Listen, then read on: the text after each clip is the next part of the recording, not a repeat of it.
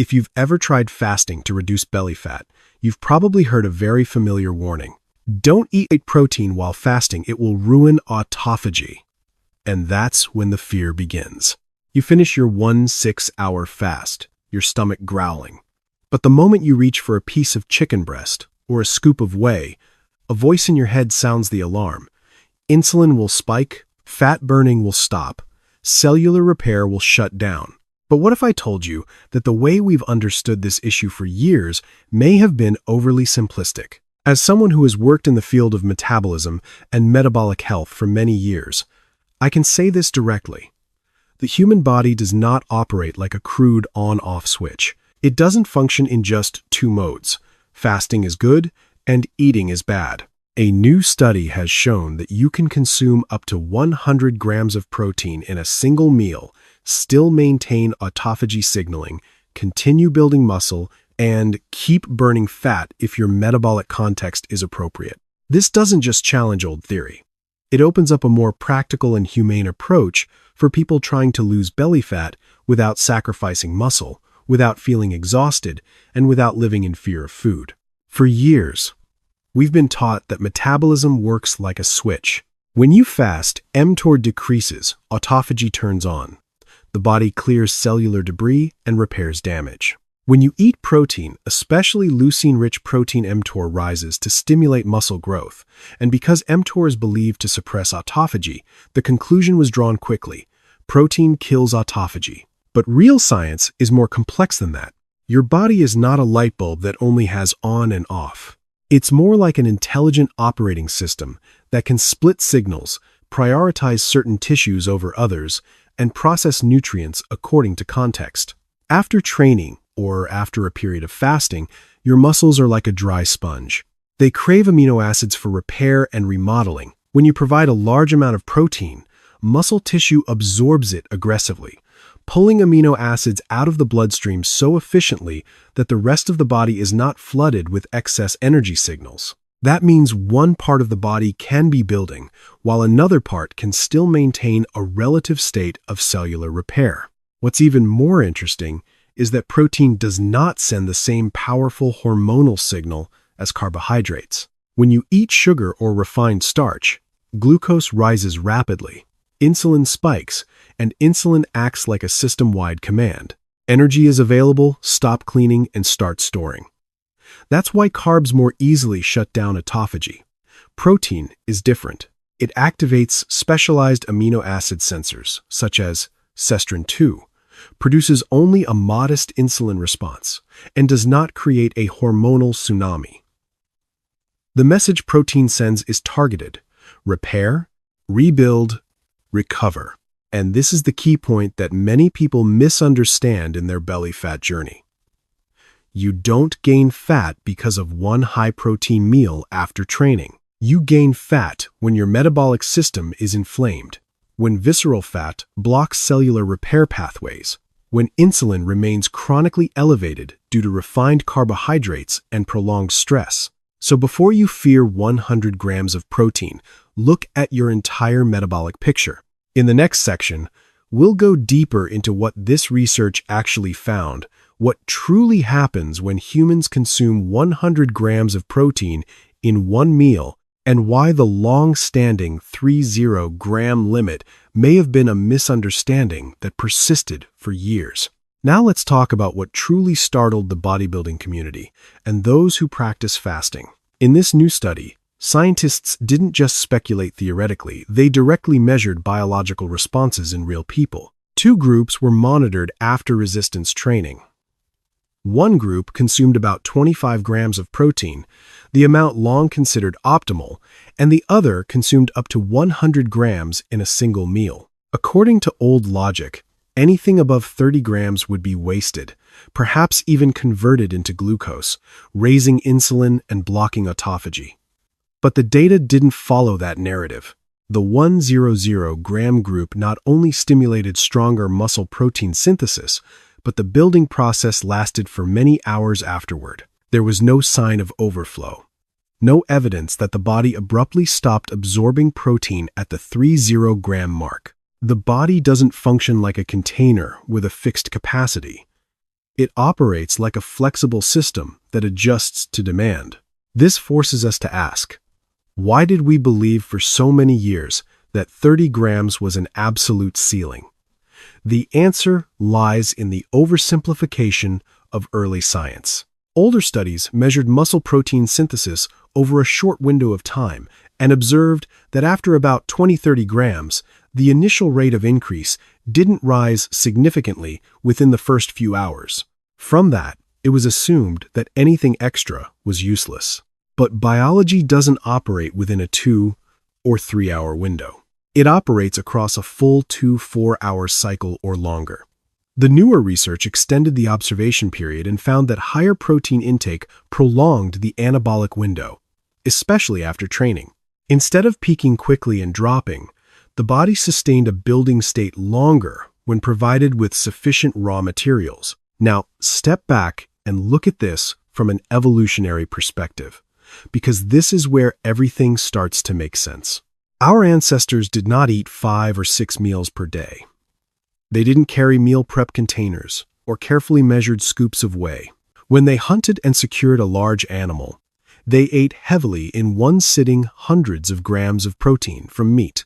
Then they might go a day or two without food. If the human body could truly only utilize 30 grams of protein per meal and wasted the rest, our species would not have survived for hundreds of thousands of years. We are designed to adapt to cycles of feast and famine, to eat abundantly when food is available and fast when necessary. The body does not panic in response to a large meal. It distributes, stores, and utilizes nutrients according to physiological context. And here's the practical insight that many people trying to lose belly fat need to hear. You don't gain fat simply because of one high-protein meal. You gain fat when your hormonal environment remains in storage mode, when insulin stays chronically elevated due to refined carbohydrates, when long-term stress drives cortisol up, when visceral fat creates inflammation and disrupts metabolic signaling. A protein-rich meal, after fasting or after training, in a context of low insulin and hungry muscle tissue, is not a threat. It can be an opportunity to preserve muscle, increase metabolic rate, and build a foundation for long-term fat burning. What matters is understanding that the body prioritizes according to need. After training, its priority is muscle repair. After fasting, its priority is restoring balance. If you provide the right signal at the right time, a large amount of protein is not a saboteur. It becomes strategic raw material. In the next section, we'll go deeper into the core difference between protein and carbohydrates, because not all calories send the same message to your endocrine system. So, what truly makes the difference? The answer lies in how the body interprets nutritional signals. One of the biggest mistakes in modern dieting is grouping all foods under the single label of calories. Biologically speaking, protein and carbohydrates do not speak the same language to the body. When you eat carbohydrates, especially sugar and refined starch, blood glucose rises rapidly. The body responds by releasing insulin, and insulin is not merely a blood sugar regulator. It acts like a system-wide broadcast command. When insulin spikes sharply, the message sent to nearly every cell is, energy is abundant, stop burning, stop cleaning, start storing. That's why carbohydrates, in the context of chronically high insulin, can push the body into fat storage mode and strongly suppress autophagy. Protein is different. It does not create an insulin tsunami the way carbohydrates do. Yes, insulin rises, but moderately and with purpose. More importantly, protein activates specialized cellular sensors, particularly amino acid sensing molecules, such as cestrin 2. Instead of broadcasting a general store energy command, protein sends a more targeted message: repair tissue, rebuild, restore structure. The difference is like having a private conversation with one department in a company instead of sending an email to the entire organization. A high-carb meal is a company-wide memo. Everyone stop cleaning and focus on storage. A lean protein meal after training is like texting the repair team directly. Muscles, get to work. This is where many people fasting for belly fat reduction misunderstand physiology. They fear any rise in insulin because they equate insulin with fat-burning stops. But physiology is more nuanced. A mild, short-term insulin increase in the context of low glycogen and high insulin sensitivity after training does not create prolonged fat storage. On the contrary, it can enhance amino acid transport into muscle tissue. The issue is not a small insulin peak. The issue is chronically elevated insulin from constant snacking, sugary drinks, white bread, and ongoing stress. Imagine two real-world scenarios. Scenario 1, you fast for 16 hours and then break your fast with a high-starch meal. White rice, bread, sweets. Glucose rises quickly, insulin spikes, and the body receives the signal energy surplus. Autophagy is strongly suppressed, and storage mechanisms activate. Scenario 2, you fast for 16 hours, train, then break your fast with 8,100 grams of lean protein chicken breast, egg whites, white fish, whey isolate. Insulin rises modestly. Muscles aggressively absorb amino acids. Glycogen is not yet fully replenished, and other tissues do not receive a flooded with energy signal. The two meals may contain similar calories, but the biological message is completely different. This difference in signaling helps explain why new research shows that 100 grams of protein does not automatically shut down autophagy. Autophagy is not governed by mTOR in a simple linear fashion. It depends on the overall metabolic environment.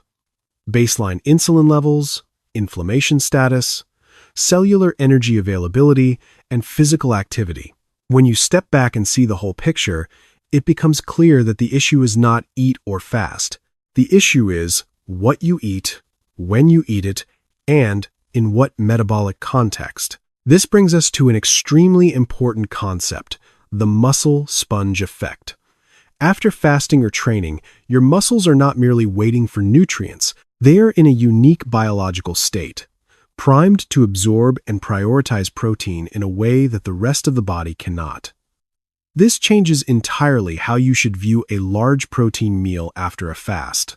Now we enter the critical section, the point where the entire theory of eating turns off repair begins to unravel. Let's talk about what I call the muscle sponge effect. After a fasting period, especially after training, your muscles are not in a neutral state. They are not indifferent. They are in a highly specialized biological condition, more insulin sensitive, more amino acid sensitive, and hungry for repair materials at the cellular level. In that context, when you consume a large amount of protein, 70, 80, even 100 grams, what happens is not a panic-driven storage response. What happens is that muscle tissue pulls amino acids out of the bloodstream rapidly, like a dry sponge dropped into water. Amino acids do not linger long in circulation. They are drawn directly into muscle tissue to rebuild fibers damaged during training. This is the actual mechanism observed in the new research. Muscle acts as a priority reservoir, reducing the likelihood of nutrient overflow in other tissues. Why does this matter? Because when amino acids are rapidly absorbed into muscle tissue, the liver and fat tissue do not experience a sudden energy overload. That means the nutrient signal in those tissues remains relatively low. And when the liver and fat tissue do not receive a strong surplus signal, cellular repair processes, including autophagy, are not completely shut down. This is the point many people have never had explained to them. Metabolism is not a single uniform block. The body can divide priorities. One tissue can be in a growth state, while another continues cleaning and repairing. You do not have to switch the entire system on or off because of one meal. Think of a simple real-life example. Imagine your body as a city. After a storm, the equivalent of a training session, repair crews are urgently deployed to damaged infrastructure. When building materials arrive, they are sent directly to the affected areas. The city does not stop all sanitation or maintenance operations simply because construction trucks have shown up. Cleaning crews continue working in other districts. That is exactly what the body does when you provide protein after fasting or training. It is not hormonal chaos. It is intelligent allocation. And here is a crucial insight for anyone trying to lose belly fat. If you fast but fail to protect muscle mass, you are trading away your long-term metabolic rate. Muscle is your energy-burning engine. Losing muscle means your body burns fewer calories each day. When you break a fast with a high-protein meal in a context where muscle is highly sensitive, you are not just feeding muscle. You are protecting your metabolic foundation. You are sending a signal that the body should preserve high metabolic tissue instead of breaking it down to conserve energy. In addition, after fasting and training, glycogen levels are low, baseline insulin is low, and fat-burning pathways are still active. When protein is absorbed primarily into muscle tissue, the rest of the body is not pushed into fat storage mode. This creates what I call a hybrid metabolic state, where you rebuild muscle while maintaining a fat-burning environment. This is not magic. It is contextual biology. So when someone says that 100 grams of protein will instantly erase all the benefits of fasting, they are completely ignoring physiological context. They are looking at one small piece and applying it to the entire system. The body is not that naive. It interprets signals based on its current state, and when that state is post-fast, post-exercise, post-energy depletion, muscle tissue is prioritized. That is why the muscle sponge effect is not just a metaphor.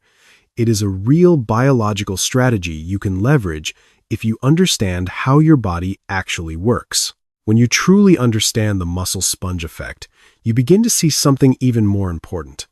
The body does not just respond to how much you eat. It responds to who you are at that moment. Did you just train? Are you in a fasted state? Do you carry high levels of visceral fat? Are you insulin resistant? All of these factors determine how protein is handled. And here we need to go one layer deeper, because not everyone responds the same way to 30 grams or 100 grams of protein. This is where leucine and the phenomenon of anabolic resistance enter the picture. Leucine is the amino acid that acts like a key turning on mTOR in muscle tissue. It is the ignition signal for muscle protein synthesis. But as we age, or when the body becomes insulin resistant due to visceral fat and chronic inflammation, muscle begins to hear the leucine signal less clearly. It is like a radio with static interference. You are still transmitting the signal, but the volume is not loud enough to trigger a strong response. This is why many older or overweight individuals consume 20-30 grams of protein, yet struggle to maintain muscle mass. It is not that protein is useless. It is that the signal is too weak relative to the biological resistance present. In that context, a meal containing 50, 70, or even 100 grams of protein is not necessarily excessive. It is like turning up the volume high enough to break through the static. New research shows that when higher protein amounts are provided, the window of muscle protein synthesis is extended. Muscle does not just respond more strongly, it responds for longer. This becomes especially important if you are trying to lose belly fat without losing muscle, because losing muscle means losing long-term energy-burning capacity. However, and this is where we must be honest, the hybrid metabolic effect, where you both build muscle and maintain autophagy, is observed most clearly in lean, metabolically healthy individuals with good insulin sensitivity. When we shift to overweight individuals, the story becomes more complex. In people carrying high levels of visceral fat, studies show that autophagy signaling is actually elevated above normal. That sounds paradoxical, doesn't it? The body appears to be crying for help, attempting to clean up. But when scientists measure autophagic flux, that is, whether the cleaning system is actually functioning, they find that the machinery is nearly clogged. Imagine turning the ignition key repeatedly, but the engine does not start. The signal has been sent, but the repair system is jammed due to inflammation, oxidative stress, and mitochondria damaged by visceral fat. This is the harsh cycle of metabolic obesity. Visceral fat creates inflammation. Inflammation blocks cellular repair. Impaired repair worsens metabolism, and fat continues to accumulate.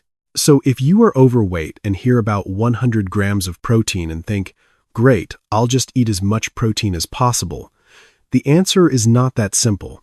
The strategy is not unlimited protein. The strategy is to use protein as a tool to protect muscle, increase thermogenesis, and reduce visceral fat, thereby freeing up a clogged autophagy system. Protein has a thermic effect of about 30%.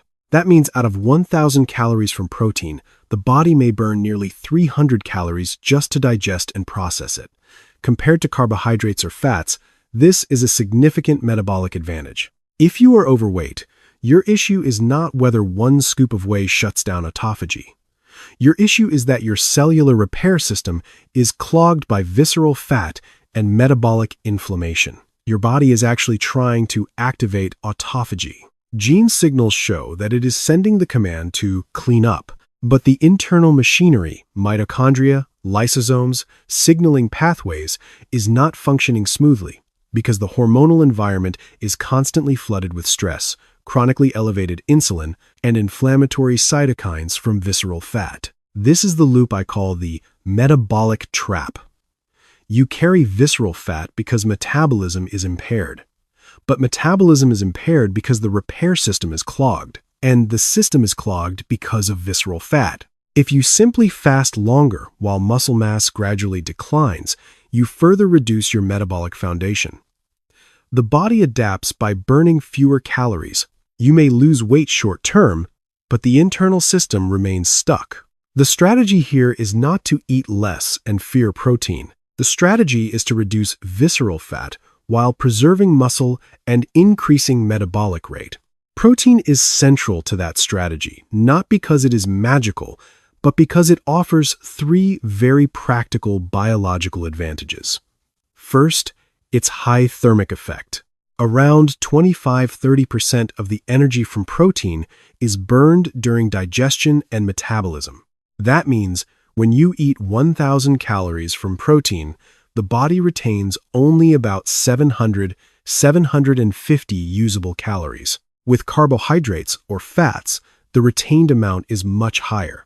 This creates a natural metabolic advantage without forcing yourself into extreme hunger. Second, protein protects and builds muscle, especially when you are in a relative energy deficit. Muscle is not just about appearance. It is your energy-burning engine. Every additional kilogram of muscle increases your resting energy expenditure. If you reduce belly fat but lose muscle in the process, you will hit a plateau very quickly. But if you preserve muscle or even gain a small amount, while fat decreases, you are unlocking a metabolism that was previously stalled. Third, protein stimulates natural satiety hormones such as GLP-1 and PYY. These are the very hormones that expensive weight loss medications attempt to mimic. When you consume a lean, protein-rich meal after fasting or training, GLP-1 rises, cravings decrease, and satiety signals last longer. This is extremely important for overweight individuals because one of the main reasons fat loss fails is not a lack of discipline, it is uncontrolled biological hunger. And as you begin to reduce visceral fat, not aggressively, but gradually, something powerful happens. Inflammation decreases, oxidative stress decreases, mitochondria begin functioning more efficiently. Autophagic flux, the actual flow of cellular cleanup, starts moving again. That is, when you feel the difference, not just on the scale, but in your energy levels, sleep quality, and mental clarity. This is not a story of eat 100 grams of protein and you're done. It is a story of rebuilding the metabolic environment so the repair system can function as it was designed to. So if you are overweight, don't obsess over whether one protein-rich meal will kill autophagy. Focus on removing the visceral fat that is clogging the system. And protein used at the right time, in the right context, is not an obstacle. It is leverage. In the next section, we move into the most practical strategy: how to break your fast with lean protein in a way that protects muscle, maintains a fat-burning environment, and avoids triggering storage loops. This is the part you can apply tomorrow. After 14–16 hours of fasting, your baseline insulin is low. Muscle glycogen has been partially depleted, especially if you trained in a fasted state. Your muscles are now highly insulin sensitive and extremely hungry for amino acids. This is the golden window for the muscle sponge effect. If you break your fast with a high carbohydrate meal, glucose rises quickly, insulin spikes sharply, and you unintentionally send a system-wide energy surplus signal. But if you break your fast with a strong dose of lean protein, 60, 80, even 100 grams depending on body weight, you provide building material without creating a massive energy shock. Why lean protein? Because the goal is not to flood the body with excessive calories. The goal is to deliver a targeted building signal. Chicken breast, white fish, egg whites, whey isolate. These sources are rich in amino acids, especially leucine, but do not come with large amounts of fat or sugar. That means you nourish muscle without forcing the system to process excess energy all at once. This explains something many people have experienced without understanding why. When you break a fast with high protein, satiety tends to last longer, cravings drop significantly, and the likelihood of an evening binge decreases. That is not willpower. That is physiology. GLP-1 and PYY are activated, slowing gastric emptying and sending satiety signals to the brain. When satiety hormones function properly, you do not need to fight yourself. This is the difference between forcing hunger and designing meals in alignment with biology. Imagine two people both fasting for 16 hours. The first breaks the fast with bread and sweetened coffee. The second breaks the fast with 80 grams of lean protein after a light workout. By the afternoon, the first may experience blood sugar swings, fatigue, and sugar cravings. The second remains more stable, stays full longer, and feels less driven to snack. After a week, after a month, those accumulated differences produce dramatically different outcomes. The key here is not turning protein into a miracle cure. The key is understanding context. High protein after fasting or exercise can help you protect muscle, maintain a fat-burning environment, and support natural satiety hormones. As visceral fat gradually decreases, inflammation declines, and an autophagy system that was previously clogged begins functioning more smoothly. At that point, you no longer have to choose between building muscle and living longer. You begin entering what I call metabolic flexibility, the state where the body can build, repair, and burn fat according to the signals you provide.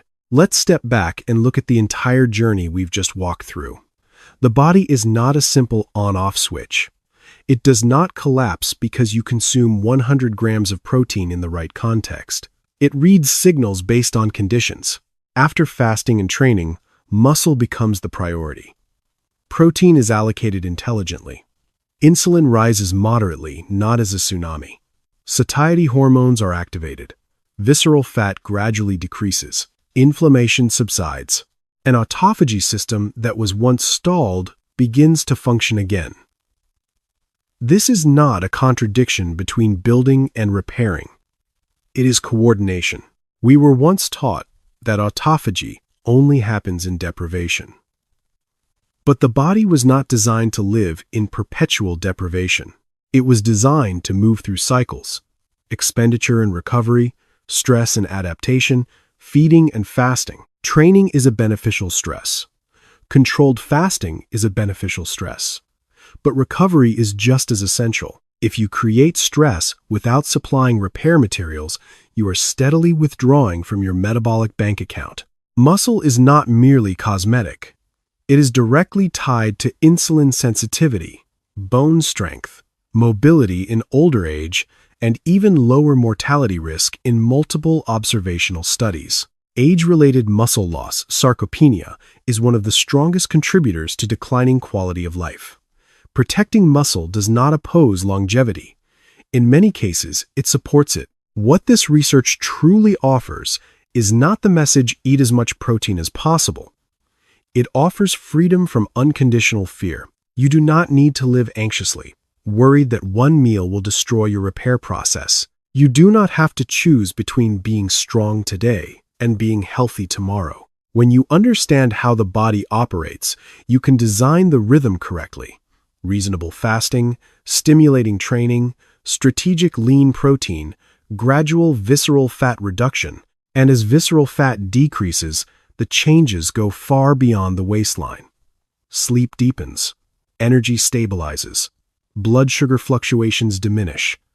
That low-grade inflammatory feeling in the body fades.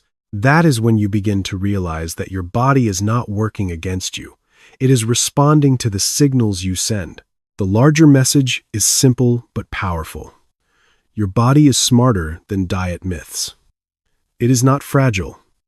It does not fall apart because of a high-protein meal in the right context. It wants to build when building is needed. It wants to clean when cleaning is needed. The question is not to eat or not to eat. The question is whether you understand timing and context. So the next time you finish a workout or complete a fasting cycle, do not fear that lean piece of meat. Do not fear that protein shake. If you have prepared your metabolic foundation correctly, you may not be sabotaging your progress. You may be reinforcing it. It is not about choosing between muscle and longevity. With the right approach, you can have both strong today, sustainable for the long term.